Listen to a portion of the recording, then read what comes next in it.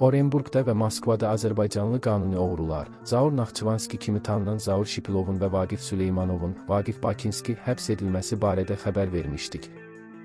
Yada salaq ki, Zaur Naxçıvanski barədə həbs qətimkan tədbiri seçib. O, sentyabr ayınadək istintaq təcridxanasında qalacaq. Azərbaycanlı qanuni oğru cinayətkar birlik təşkil etməkdə ittiham olunur. Zaur məşhur kriminal avtoritet Hikmət Muxtarovla Sabirabadlı birgə qətlə yetirilən Bayram Talıbovun oğludur.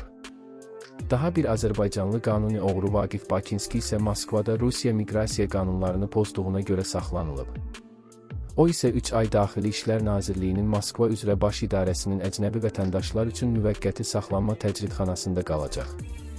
Musavat.com xəbər verir ki, Rusiyadakı kriminal hadisələrdən yazan Primecrimi Rus saytının baş redaktoru Liliya Xarina bu həbslər, ümumiyyətlə azərbaycanlıların kriminal aləmdə rolu haqda lenta.